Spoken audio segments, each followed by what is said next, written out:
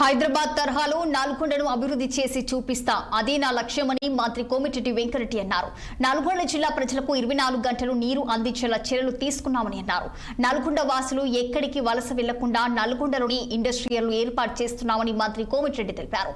వచ్చే మేయర్ ఎన్నికల్లో కాంగ్రెస్ పార్టీని ఆదరించండి, అభివృద్ధి అంటే ఏంటో చూపిస్తామని అన్నారు. ఏడాదిలోపే నల్గొండ రూపురేఖలు మారనున్నాయని మంత్రి కోమటిరెడ్డి తెలిపారు. మాసాలుగా మన ప్రభుత్వం ఏర్పడిన తర్వాత 25 మాసాలు దాటిపోయింది. ఎక్కడ కూడా కొత్త కార్పొరేషన్ ఏర్పాటు చేయలేదు. నా విజ్ఞప్తి మేరకు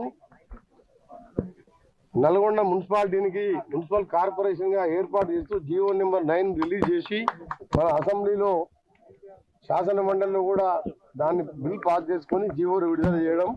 ఈ సందర్భంగా గౌరవ ముఖ్యమంత్రి గారికి యావత్ మంత్రి మండలి, నా సోదరులకు, సహచర మంత్రులకు, శాసనసభ్యులకు, ఎమ్మెల్సీలకు ఆమోదించిన అందరికీ కూడా కృతజ్ఞతలు. ఆ కార్పొరేషన్ లో మన 13కి వెళ్ళే నూతన కార్పొరేషన్ ఇది.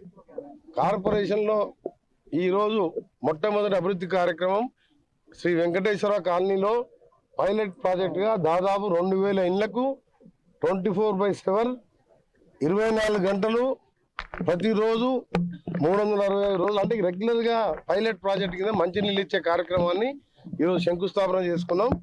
దీని దశల వారీగా మనకు నిధుల కొరత లేదు కాబట్టి ఇవన్నీ అన్ని కాలనీలకు కూడా ప్రతిరోజు మంచినీళ్ళు ఇచ్చే విధంగానే ఈరోజు 12 ట్యాంకులు దాదాపు 10 లక్షల కెపాసిటీ, 12 లక్షల లీటర్ల కెపాసిటీ అన్ని కూడా, ఒకటి మన అన్నేశ్వర దగ్గర ఓపెన్ చేసుకున్నాం, ఒకటేమో ఓపెనింగ్ దశలో ఉన్నది. అన్ని కూడా 6 నెలలు అన్ని పూర్తి చేసి ప్రతి ఇంటికి పైప్ లైన్ వేసి ఫస్ట్ మంచినీటి ఇచ్చే కార్యక్రమంతో అమృత్ స్కీమ్ లో తీసుకోవడం, దానితో పాటు డ్రైనేజ్ వ్యవస్థ కూడా అండర్గ్రౌండ్ డ్రైనేజ్ ఎస్టీపీ కంప్లీట్ అయితే ఇంకొకటి నరసింహ గుడి దగ్గర ఎస్టీపీ చూస్తుంది, దాన్ని కంప్లీట్ చేస్తే మిగిలిన సిటీని కూడా కవర్ చేసినట్టు అవుతుంది.